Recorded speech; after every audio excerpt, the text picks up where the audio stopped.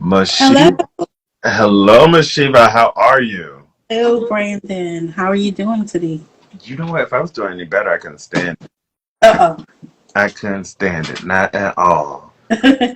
That's a good thing. Definitely a good thing. So happy Thursday evening to you. You as well. What do you got going on over there with you? Just real estate in it. Real estating? It. That's my Real, thing real now. estated. Oh, okay. Yeah. Okay. Tell us how you came up with that. I love it. I just actually came up with it right now. Okay. I'm here for on the spot. On the fly, on the spot. So just, um, connecting with clients, meeting new people, connecting with old friends and family. They're very supportive, which is really great. And actually being on your team is essential to me learning and growing in this real estate business. And you know what? That's really sweet of you to say. I feel like somebody gave it to me and I got to give it to somebody else. So that's the most important. I receive it. I receive it. I know that we are waiting for one more person. And then the voicemail. What'd you say? I know we're waiting for one more person, Ryan. He should be here. We are waiting for one. So I, wanted to reach out to you or us to get together and talk about it. Yeah, absolutely. And that really is what this seminar, how this kind of, and not even a seminar, it's just really a conversation to like drop knowledge and information. Like imagine over my head the rainbow that says the more you know. That's what we're trying to curate, right? Now we've teamed up with one of our lender partners, the Paquin team, number one lender for the last 11 years in the state of Maryland. And they have a host of different programs and options. But what many people don't realize, the man with the money, Ryan V, coming in, looking How's it going, guys? As always, how are you, Ryan? Doing great. Thank you. You're very welcome. Right. And Ryan, Mashiva, Ryan, I don't know if you guys have had a chance to meet face to face just yet. No, just via emails. That's right. Yeah, believe it or not, Ryan and I were email pen pals for like 18 months before we actually got to see each other. Yeah. We were COVID friends. That's right. That's right.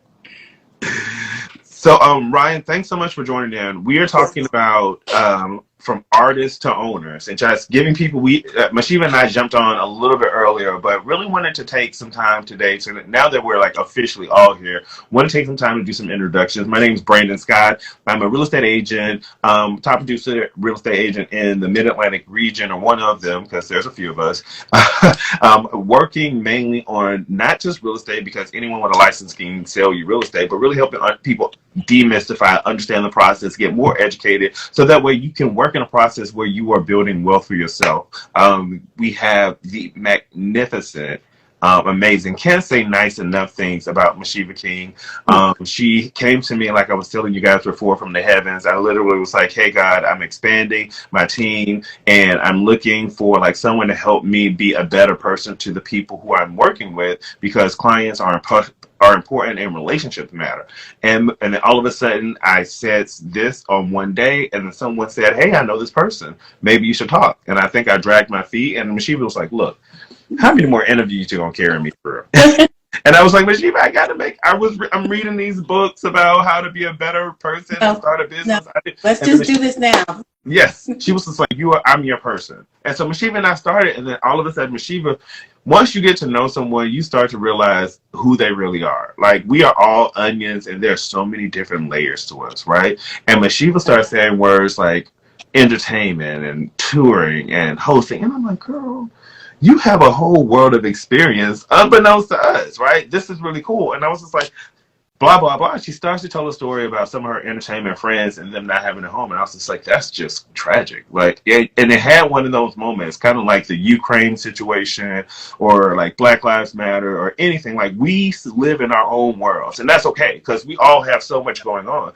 And I didn't even come to mind that there is a huge relationship between her personal interests, which is musician and artistry and creatives, and what we do in real estate, which is, yeah, it can be hard to tour the world, like you were saying, and then come back and not have a place to put your $3,000 guitar or more, or your band equipment, or you're having to find some place where you can store it at a friend's house, just so you can preserve it for the next gig.